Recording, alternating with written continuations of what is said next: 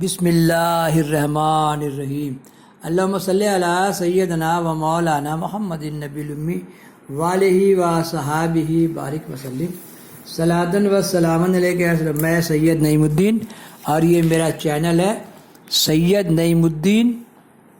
اس کا چینل کا نام ہے سید نعیم الدین، سید نعیم الدین کی سدا بہار باتیں۔ اللہم صلی علی سیدنا مولانا محمد النبی الامی وآلہ و صحابہ بارک وسلم صلاۃ و سلام علیہ یا رسول اللہ۔ نہ ہو آرام جس بیمار کو سارے زمانے میں، اٹھا لے جائے تھوڑی خاک ان کے آستانے سے۔ ماں مریداں بردرے تو اسکرم امیدوار، دل برے دل جوئے مایا یا شاہ شمس الدین توئی۔ ماں مریداں بردرے تو اسکرم امیدوار، دل برے دل جوئے مایا یا شاہ شمس الدین توئی۔ اللہم صلی علی سیدنا و مولانا محمد النبی الامی وآلہ و صحابہ بارک وسلم صلاۃ و سلام علیہ یا رسول اللہ۔ یہ میرا چینل سید نعیم الدین، سید نعیم الدین کی سدا بہار باتیں، سرکار غوث بنگلہ کی نئی کتاب سوانح حیات پارٹ بائی پارٹ ڈال رہا ہوں۔ سنیے، سنائیے، دیکھیے، شیئر کیجیے اور گھنٹی بجائے سارے عالم میں پھیلائیے۔ اس کے علاوہ میرا کئی چینل ہے، سدا بہار اسلام، عظمیٰ کی روشنی، اللہم صلی علی سیدنا مولانا محمد النبی الامی وآلہ و صحابہ بارک وسلم، عظمیٰ کی روشنی اور قصاص الانبیاء، سدا بہار دین کی باتیں، فور کے سید، فور کے محمد، فور کے سدا بہار وغیرہ وغیرہ۔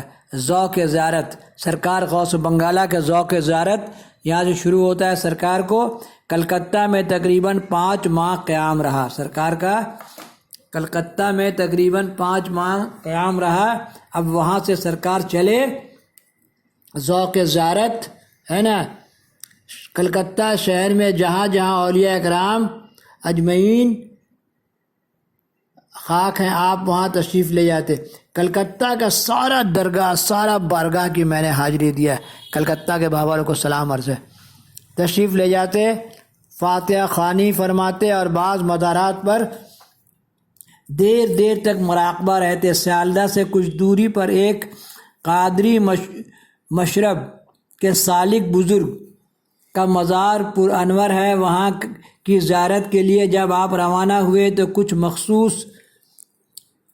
مخلص مریدین و خدام بھی ساتھ ہو گئے۔ اسٹیشن پہنچے تو معلوم ہوا کہ ٹرین جا چکی ہے، لہٰذا آپ اپنے قافلے کے ساتھ قیام گاہ پر لوٹ آئے اور فرمایا، بزرگوں کی خدمت میں حاضر ہونا باعث سعادت ہے، مگر اس کے لیے ساتھ میں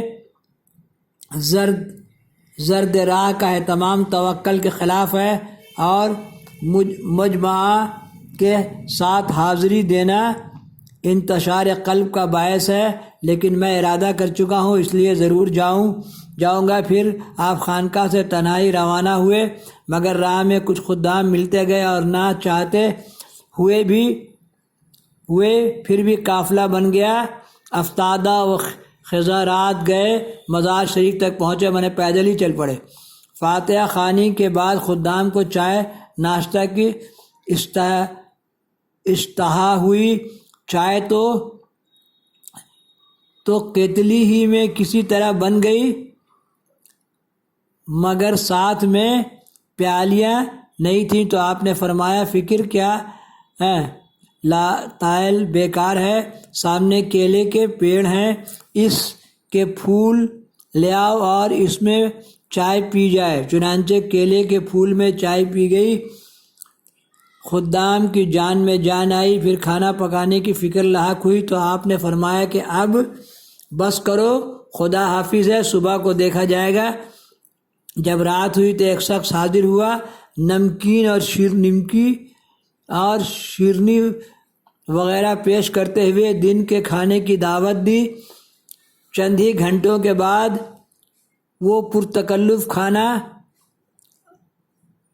کھانا فراہ مقدار میں لے کر حاضر ہوا۔ خادموں نے ایسی غیبی مدد اور من و سلوہ سمجھ کر خوب سیر ہو کر کھایا، پھر وہاں سے کلکتہ مرجعت ہوئے۔ کلکتہ کے دوران قیام چنانچہ آپ کی کافی شہرت ہو چکی تھی، اس لیے بھیڑ بھاڑ ناگزیر تھی. آپ نے پہلے مجمع عوام کو روکنا چاہا مگر بھیڑ بڑھتی گئی. جتنی کمی کی. ایک رات خاموشی کے ساتھ چند خدام کو ساتھ لے کلکتہ سے پنڈوا کی جانب روانہ ہو گئے. پنڈوا شریف میں نے حاضری دیا. مخدوم علاؤلق پنڈوی اللہم صلی علی سیدنا مولانا محمد النبی الامی والی وصحبہ بارک وسلم صلاۃ و سلاما علیک یا رسول اللہ صلی اللہ علیہ وسلم. پنڈوا شریف کے میں نے حاضری دیا. پنڈوا کی جانب روانہ ہو گیا. سرکار نے کہا میری مرید لوگ پنڈوا شریف کی حاضری دے. مالدہ پہلے قیام گاہ مالدہ ہوئی. وہاں شہر میں آرام فرما اور دیہاتوں میں فیوز و برکات کو بانٹنے والے حضرت اولیاء کرام کے مسکینوں پر حاضر ہوتے ہوئے خاص کر قطب مخدوم پنڈوی رضی اللہ قطب یگانہ خلیفہ ارشد سیدنا خواجہ نظام الدین اولیاء محبوب الہی حضرت سیدنا سراج منیر آئینہ ہند کی بارگاہ گرامی میں حاضر ہو کر گھنٹے مراقبہ رہتے اور اپنے اطراف عالی کے مطابق فیضیاب ہوئے. اللہم صلی علی سیدنا مولانا محمد النبی الامی والیہ وصحبہ بارک وسلم. سرکار محبوب الہی کے خلیفہ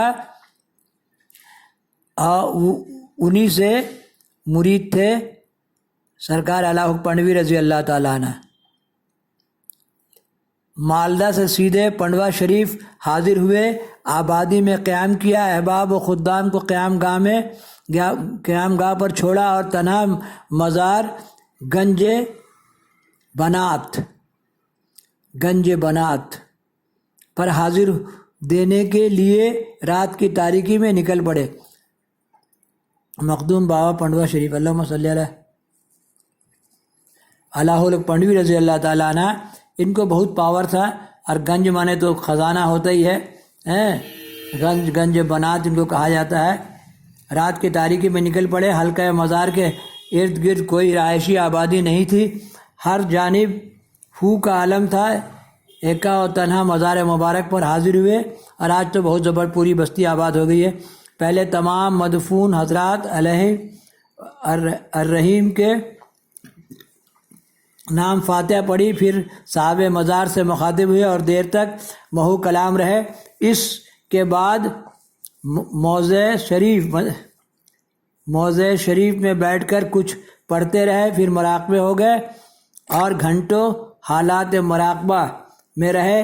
جب سفید شہر کا اجالا پھیلنے لگا تو چونکہ مراقبے سے باہر آئے اسی وقت آپ کے چہرے کا رنگ قابل دید تھا. ایک رنگ آتا تھا اور ایک رنگ جاتا تھا. یہی کیفیت نماز اشراق تک رہی.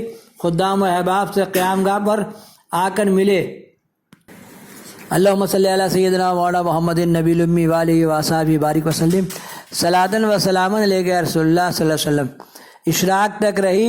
خدام و احباب سے قیام گاہ میں آ کر ملے تو لوگوں کو حیرت ہوئی کہ کس میں حالات پوچھنے اور چہرے کی کیفیت بدلنے کی وجہ معلوم کرنے کی جرات تھی نہیں. سبھی دم بخود تھے. تو آپ نے خود ہی ارشاد فرمایا ہرگز نمی راقِ دیش زندہ شد با عشق سبت است بر جرید عالم دوئمہ. اللہم صلی علی سیدنا مولانا محمد النبی الامی والیہ وصحبہ بارک وسلم صلاۃ و سلاما علیک یا رسول اللہ صلی اللہ علیہ وسلم.